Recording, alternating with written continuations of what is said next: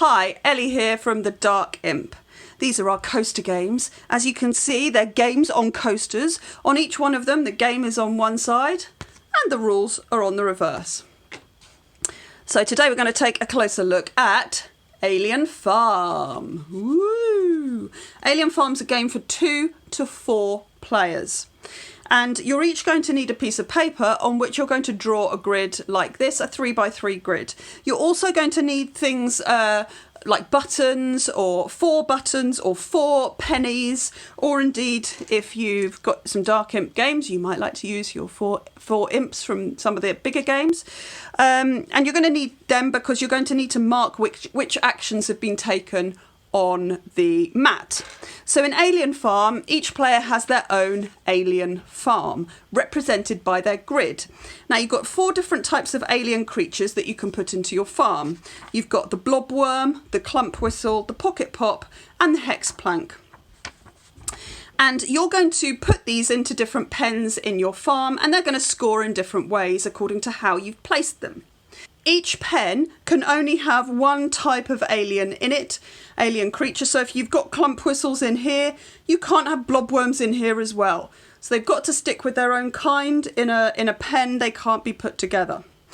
But each different alien likes different things, and that's how you're going to score points, by where you've placed them.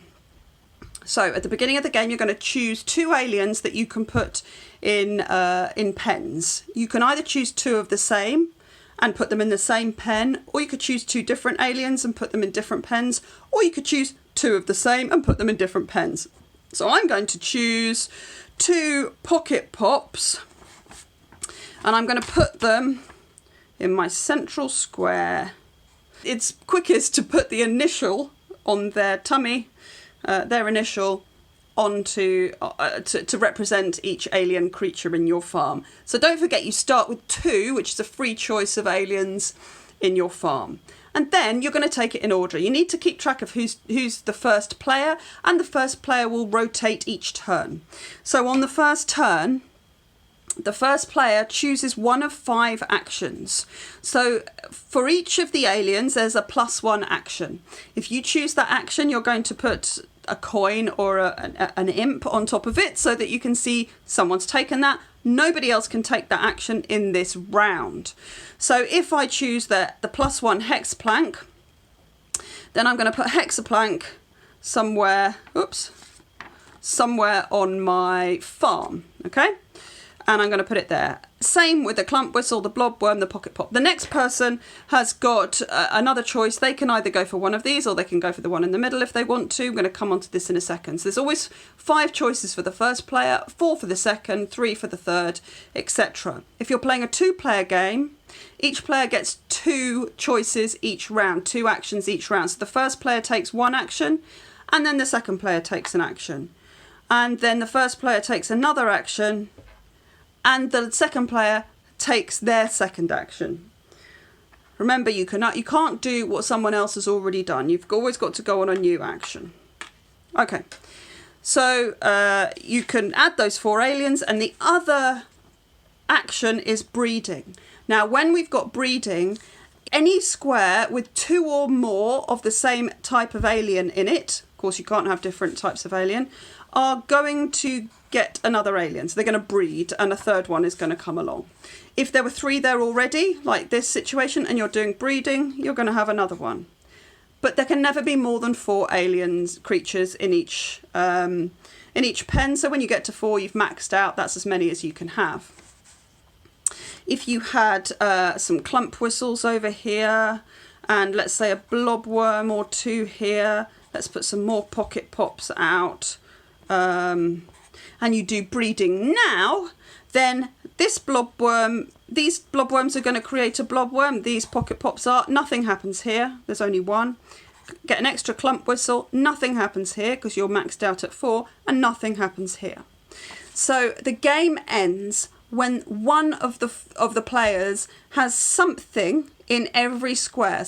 And at the end of the game, you're going to count up points according to how much each alien has got. So for example, if you look at the blobworms, you're going to get 1 point for each blobworm. So let's just give ourselves a few more things. Let's have another pocket pop here and maybe another clump whistle or two here. Let's say this is how it finishes at the end of the game, and I was the player to finish it because I've got something in every square.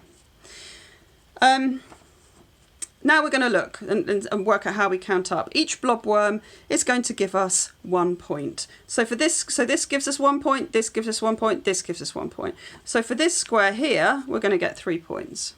Pocket pops are going to score according to how many other squares that are next to it, that are adjacent to it, including diagonally, contain pocket pops. So, for example, the pocket pops here, they are adjacent to 1, 2, 3 others. So each of these is going to score us 3 points, 3 points, 3 points, 3 points. So this is going to score us 12 points.